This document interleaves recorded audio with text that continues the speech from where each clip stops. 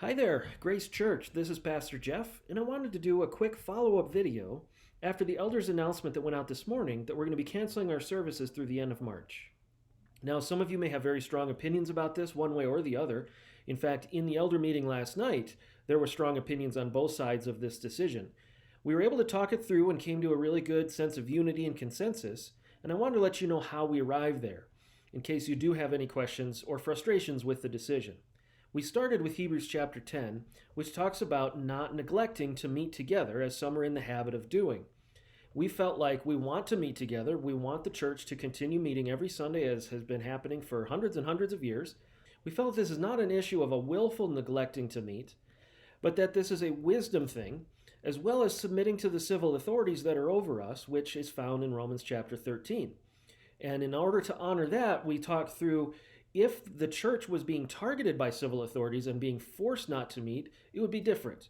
But because this is a global epidemic, because this is a global situation, we felt like this comes down to us in a matter of how are we best going to love our neighbors and love those in our community and in our church who are at high risk to this virus. So what we decided was not just to not meet on Sundays, but also to do more in terms of reaching into the community and loving our neighbor and use our time and our energy and our resources wisely to love our community as best we can. The verse that convinced me personally to do this and that this is the right decision comes from Jeremiah 29, and it's actually on one of those big banners that hangs in our lobby from time to time. Seek the welfare of the city where I have sent you, and pray to the Lord on its behalf, for in its welfare you will find your welfare.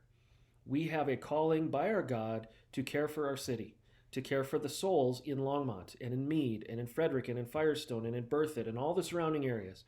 And we want to do that the best way we can to exhibit the kingdom to them. So I will continue to preach, and Mike will continue to lead music, and we'll put that on the internet at 10 o'clock on Sundays. We encourage you to worship at home with friends, family, whoever you can gather and still be under that 10-person limit. And I know some of our families already are beyond that.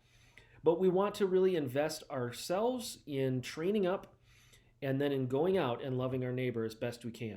Remember, the church is not the building, the church is the people. So let's be the church in this weird time that hopefully will pass as quickly as possible. So continue to pray that the Lord will be merciful so that we can meet again together and celebrate as soon as we can. Thanks.